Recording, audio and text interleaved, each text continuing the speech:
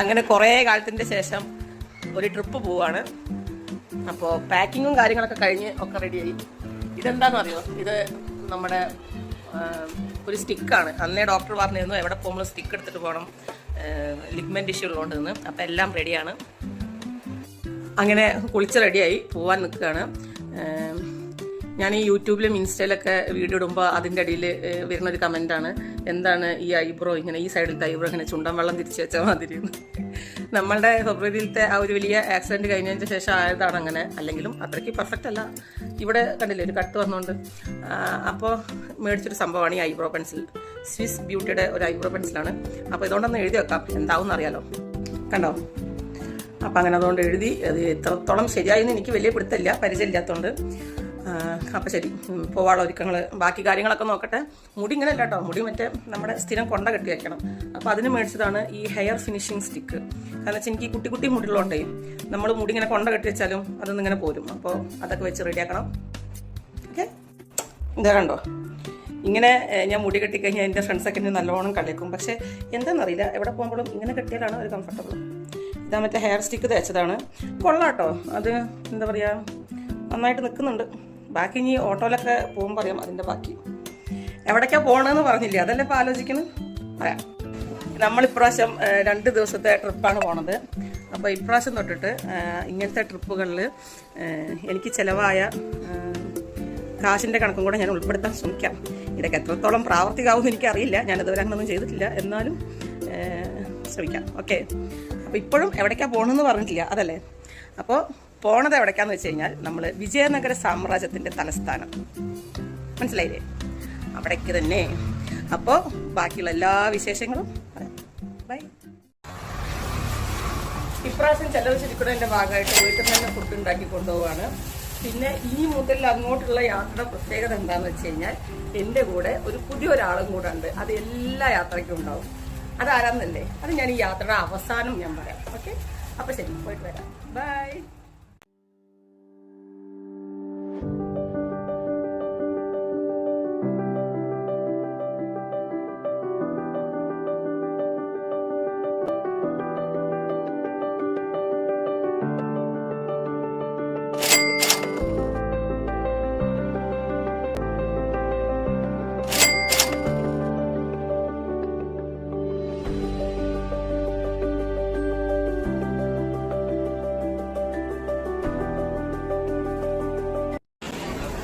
എത്ര നടന്നിട്ടോണ്ട് എത്തുന്നില്ല. S6 ആണ് കേട്ടോ. വയ്യാണ്ടേ, ഒന്നാമത് വെയില്, ലഗേജ്. അയ്യോ, S5 കഴിഞ്ഞു, എത്തി. S6 എത്തി. അമ്മേ, വീഴാമോ? അങ്ങനെ അവസാനം നമ്മുടെ സീറ്റിൻ്റെ അടുത്ത് എത്തിട്ടോ. അമ്മച്ചി, അത്ര ദൂരം നടക്കാൻ വയ്യ. ഇനി 2 ദിവസം ഈ കാലം വെച്ച് എങ്ങനെ നടക്കുന്നു ഒരു പിടുത്തമില്ല. എന്തായാലും വേണ്ടില്ല, നമുക്ക് ഇഷ്ടമുണ്ടെങ്കിൽ നമ്മളൊക്കെ ചെയ്യുമെന്നാണല്ലോ. അപ്പോൾ ഞാൻ ഭയങ്കര എക്സൈറ്റഡ് ആയിട്ട് പോവാണ്. അപ്പോൾ ബാക്കി വിശേഷങ്ങൾ, നമ്മളുടെ വിൻഡോൻ്റെ അടുത്ത് തന്നെ എമർജൻസി എക്സിറ്റാണ്. അതുകൊണ്ട് നമുക്ക് നല്ല സൂപ്പറായിട്ട് വീഡിയോ എടുക്കാനും ഹരിതാപും പച്ചപ്പും ഒക്കെ എൻജോയ് ചെയ്യാനും പറ്റുമെന്ന് വിചാരിക്കുന്നു.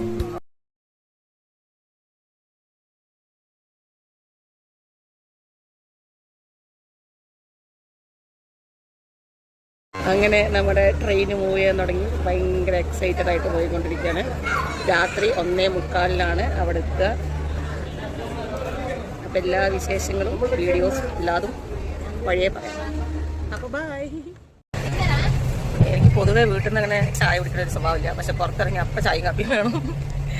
അപ്പോൾ ട്രെയിനിൽ ഞാൻ പൊതുവെ ഭക്ഷണവും കാര്യങ്ങളൊന്നും കഴിക്കാറില്ല, ചായ ഒന്നും കുടിക്കാറില്ല. അപ്പോൾ അതിനു വേണ്ടി മേടിച്ച സംഭവമാണത്. ഈ സാഷ പൊട്ടിച്ചിട്ട് നമ്മൾ വെള്ളത്തിൽ, ചൂടുവെള്ളത്തിൽ അലക്കാൻ മതി. അപ്പം ഞാൻ ഒരു ഫ്ലാസ്കിൽ കുറച്ച് ചൂടുവെള്ളം എടുത്തിട്ടുണ്ട്. അപ്പോൾ ഇതുവരെ ഇത് ട്രൈ ചെയ്യാത്തൊരു സാധനമാണ്. ട്രൈ ചെയ്തു.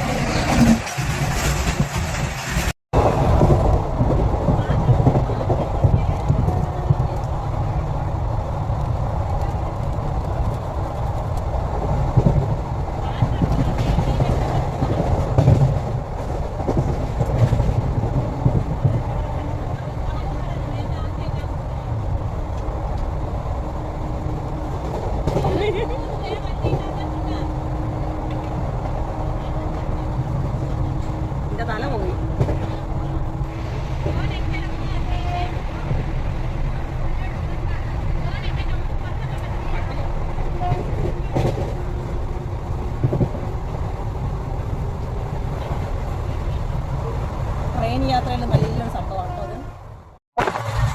ഇതിൻ്റെ ഇടയിൽ ഭയങ്കര മഴ, അതുകൊണ്ട് ഷട്ടറൊക്കെ അടച്ചിരിക്കുകയാണ്. ബാഗൊക്കെ കുറച്ച് ഭയങ്കര രസമുള്ള സ്ഥലമാണ്. പക്ഷെ ഒരു രക്ഷയില്ല, രണ്ട് പൊട്ടിക്കാൻ വയ്യ, ഇതൊക്കെ കാണുന്നുണ്ടല്ലോ. അതുകൊണ്ട് ഞാൻ കണ്ടാസ്വദിക്കണം.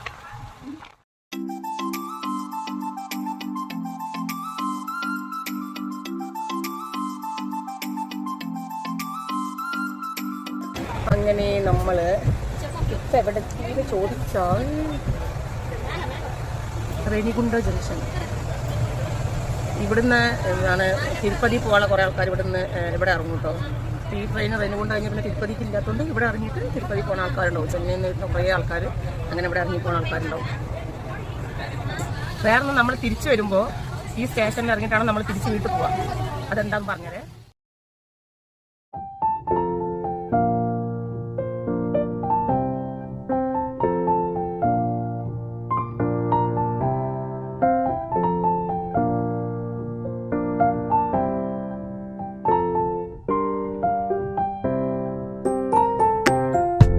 അങ്ങനെ ഫുഡൊക്കെ കഴിച്ച് കഴിഞ്ഞ് കിടക്കാൻ പോവാണ്. രാവിലെ 1:45 1:15 അലാറൊക്കെ വെച്ചിട്ടുണ്ട്.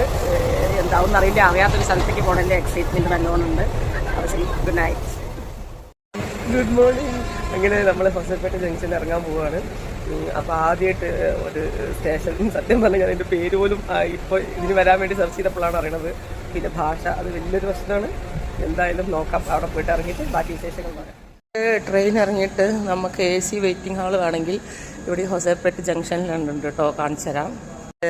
റൈറ്റ് സൈഡിലായിട്ട് വരും IRCTC റിട്ടയറിംഗ് റൂംസ് എന്ന് പറഞ്ഞിട്ട്. ഇതാ ഇതിൽ പെയ്ഡ് AC വെയിറ്റിംഗ് ഹാൾ എന്ന് കണ്ടില്ലേ, ഇതിൻ്റെ ഉള്ളിലോട്ട് പോവുക. ഇവിടുന്ന് ലെഫ്റ്റ് എടുത്ത് പോവുക. മറ്റേ ഗെയിം കളിക്കണം എന്തെങ്കിലും കേട്ടോ, ലെഫ്റ്റും റൈറ്റൊക്കെ. ഇവിടെ റിസപ്ഷൻ എഴുതി വെച്ചിട്ടുണ്ട്. ഇതാണ് റിസപ്ഷൻ. ഇത് കണ്ടോ, ഒരു മണിക്കൂറിന് അഡൾട്ടിന് 20 രൂപയും ചൈൽഡിന് 10 രൂപയും. സൂപ്പറാണ് സംഭവം.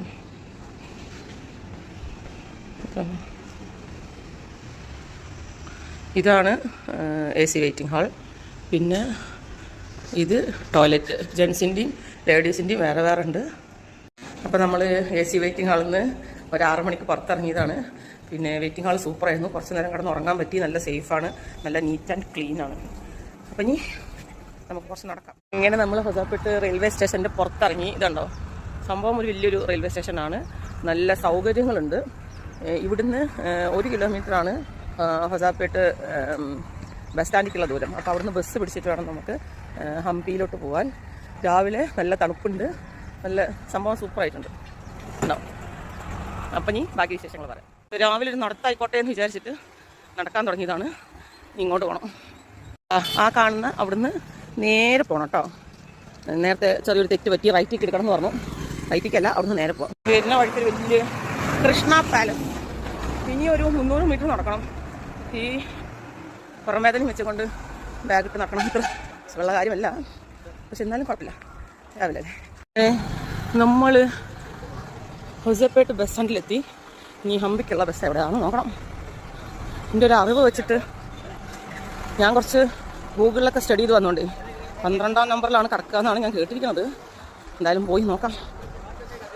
സംഭവം ഗവൺമെൻറ് ബസ്സാണെങ്കിലും നമ്മുടെ KSRTCയുടെ ഒന്നും അടുത്ത് വരില്ല കേട്ടോ. അല്ല, ഇതും KSRTC ആണ്. ഇത് കർണാടക സ്റ്റേറ്റ് റോഡ് ട്രാൻസ്പോർട്ട്. സംഭവം കണ്ടോ, കുഴപ്പമില്ല. ഇനി ബസ് കയറി നിന്നിട്ട് കാണാം.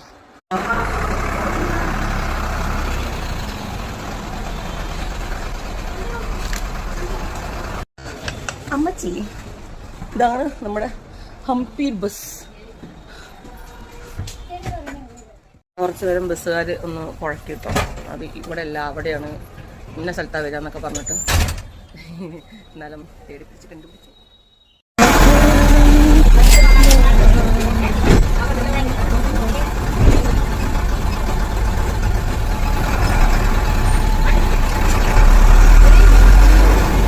നമ്മുടെ KSRTC ബസ്സിലുണ്ടാവില്ലേ ഫ്രണ്ടിലിരുന്ന് കാഴ്ച കാണാൻ, പക്ഷെ അത് കണ്ടക്ടറുടെ സീറ്റാ പോലും. ഞാൻ ചമ്മിപ്പോയി.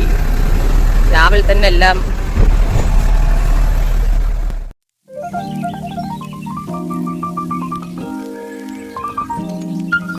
ഇങ്ങനെ നമ്മൾ ഹംപിയിൽ ബസ് സ്റ്റാൻഡിൽ ഇറങ്ങി ഇതിൻ്റെ ഓപ്പോസിറ്റാണ് നമ്മുടെ ഫസ്റ്റ് പോണ സ്ഥലം വിരൂപാക്ഷ ക്ഷേത്രം. പക്ഷെ അതിൻ്റെ മുന്നേ ആദ്യം റൂമിൽ പോയിട്ട് ഒന്ന് ഫ്രഷ് ആവാണ്ട് അതിൻ്റെ തൊട്ടടുത്താണ് കേട്ടോ നമ്മുടെ റൂം ബുക്ക് ചെയ്തിരിക്കുന്നത്.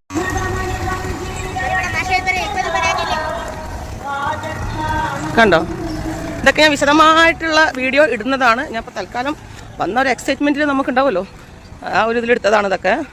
ഇതിൻ്റെ അടുത്താണ് നമ്മളുടെ റൂം. അപ്പോൾ ഇവിടുന്ന് റൈറ്റ് സൈഡ് എടുത്താൽ നമ്മുടെ റൂമിലോട്ട് പോവാം. അപ്പോൾ ആദ്യം അങ്ങനെ പോവാം. ആ അമ്പലത്തിൻ്റെ റോട്ടിൽ കൂടെ വന്ന് എന്താ ഈ ഇടവഴി കൂടെ പോകണം. എനിക്കറിയാം വഴി, എനിക്ക് നന്നായിട്ടറിയാം. കാരണം എന്താ വെച്ചാൽ ഞാനിവിടെ വരാൻ വേണ്ടിയിട്ടുള്ള വീഡിയോസ് നോക്കൽ തുടങ്ങിയിട്ട് കുറച്ച് കാലമായതുകൊണ്ട് എനിക്കിതിനെപ്പറ്റി ഏകദേശം ഒരു ധാരണ ഉണ്ട്. ഇങ്ങനെ നമ്മൾ നടന്ന് ലാസ്റ്റ് നമ്മൾ ബുക്ക് ചെയ്ത സ്ഥലത്തെത്തിട്ടോ. ആദ്യം തന്നെ വരവേറ്റത് ഇതാണ് നമ്മളുടെ സംഭവം. ഞാനിവിടെ 7:30 മണിക്ക് തന്നെ ചെക്ക് ഇൻ ചെയ്തു. ടൈം 9 മണിയാണ്. അപ്പോൾ 9:30 അപ്പോൾ അവർ പറഞ്ഞു മിനിമം 9 മണിയെങ്കിലും ആയാലാണ് റൂം തരാൻ പറ്റുമെന്ന്. അപ്പോൾ ഞാനൊരു ചായ കുടിക്കാമെന്ന് വിചാരിച്ച് പുറത്തിറങ്ങി. പിന്നെ ഇവിടുത്തെ സംഭവം എന്താണെന്ന് വെച്ച് കഴിഞ്ഞാൽ എല്ലാവരും അവരവരുടെ വീടുകളാണ്, അത് റിനോവേറ്റ് ചെയ്തിട്ട് ഹോം സ്റ്റേ ആക്കിയിരിക്കുകയാണ്. അപ്പോൾ പിന്നെ ചായ കുടിക്കാമെന്ന് വിചാരിച്ച് വന്നത് കണ്ടോ, ഈ അമ്മ നല്ല സൂപ്പർ ചായ ഉണ്ടാക്കി.